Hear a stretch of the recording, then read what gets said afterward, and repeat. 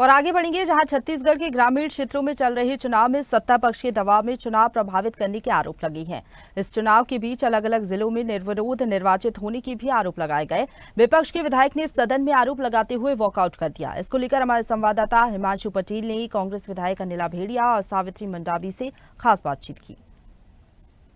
प्रदेश में जनपद और जिला पंचायत के चुनाव लगातार जारी है और ऐसे में सत्ता पक्ष और विपक्ष जो है सदन में हंगामे की स्थिति भी बन रही है, क्योंकि चुनाव प्रभावित करने का आरोप जो है सत्ता पक्ष पर लगातार विपक्ष लगाते आ रहे हैं। हमारे साथ बातचीत करने के लिए वरिष्ठ कांग्रेस विधायक अनिला भेड़िया और सावित्री मंडावी जी मौजूद है।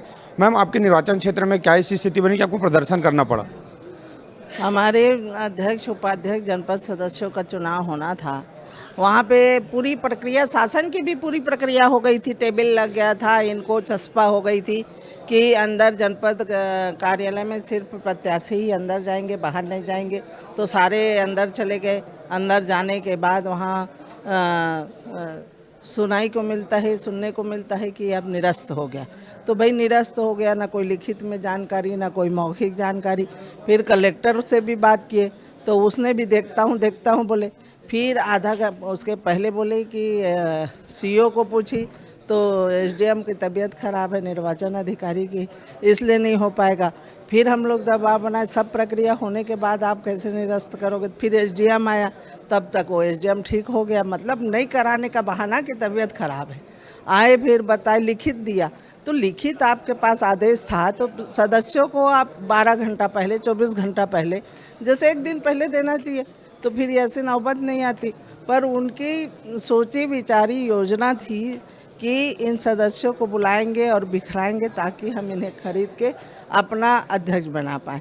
कांग्रेस की बहुमत थी और वहीं लोहारा पंचायत में इनकी बहुमत थी, तो तत्काल सब कार्रवाई हो गया और डोंडी में निरस्त कर दी। आपके भी चारामा क्षेत्र में भी ऐसी स्थिति देखने मिली है, क्या वहाँ पे स्थिति रही? निश्चित यहाँ तो लोकतंत्र की हत्या हुई है। मेरे तीनों ब्लॉक में, चाहे चारामा हो, भानु प्रतापपुर हो, दुको, तीनों मेरे जनपद अध्यक्ष बन रहे थे। उपाध्यक्ष पूर्ण बहुमत था, पर इन वक्त मेरे सदस्य अंदर घुसने के बाद अचानक 10 मिनट में इस टाइप की घटना होता है कि ये निरस्त कर दिया।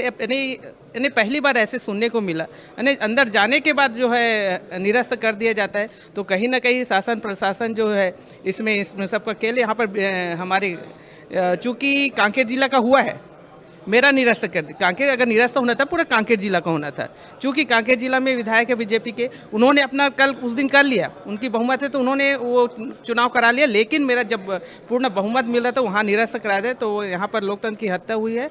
और निश्चित ही उनके आदमी जो है, हमारे आदमी को खरीद फरोख्त जो मौका मिला है उनको, ये 10 दिन का समय, तो निश्चित ही उनके आदमी पीछे पड़े हुए हैं, पैसा लेके पीछे पड़े हुए हैं कि आप हमको वोट दो, हमको वोट दो, घर तक पहुंच गए हैं। तो इस तरफ के हरकत जो है बीजेपी के लोग कर रहे हैं, तो ऐसा हम होने नहीं देंगे।